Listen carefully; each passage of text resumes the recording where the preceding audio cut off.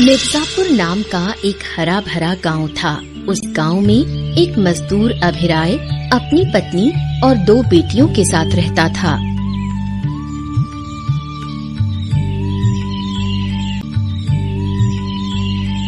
अरे माँ, आज क्या बनेगा? घर में तो कुछ भी नहीं है पकाने के लिए। क्या बनाऊं बेटी, हमारा गरीब का घर है, इंतजार कर, देख तेरे पिता क्या लाते हैं। ठीक है माँ, तुम आराम करो, तुम्हारी तबीयत ठीक नहीं रहती, तुम चिंता मत करो, मैं कुछ इंतजाम कर लूंगी। बहुत देर हो गई है, तेरी बहन अर्पिता अब तक दिखी नहीं। दिन भर सज धज कर घूमना ही सब कुछ नहीं होता, थोड़ा काम भी करना चाहिए। बड़ी बहन को देखकर कुछ सीख तो सकती है, कितना काम करती है। माँ, वो अब तक सो रही है। क्या इतनी देर तक अब भी सो रही है? दिन ब दिन कैसी होती जा रही है वो। मेरी तो अब चिंता खत्म ही नहीं हो रही।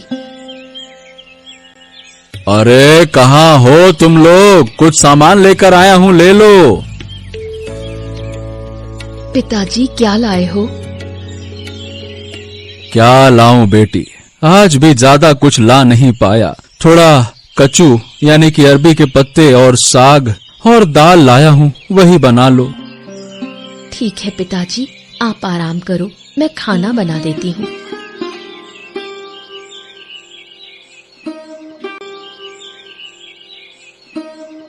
क्या बना रही हो आज? रोज रोज वही खाना, अब अच्छा नहीं लगता।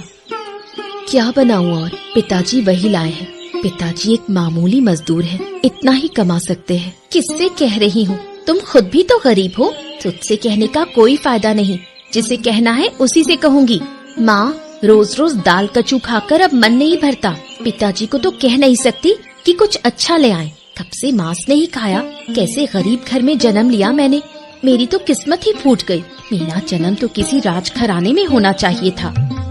इतनी देर से सोकर उठी और अब चिल्ला रही है। घर के कामों में थोड़ा हाथ बटाएगी या नहीं? पिता को लेकर इतना कहने की क्या जरूरत है? तेरे पिता मजदूर हैं, ये बात क्या हर बार याद दिलानी पड़ेगी? पिता मजदूर हैं तो क्या हमें मांस मछली खाने की इच्छा नहीं हो सकती? क्या कह रही है ये सब? ऐसी बातें करेगी तो कैसे चलेगा?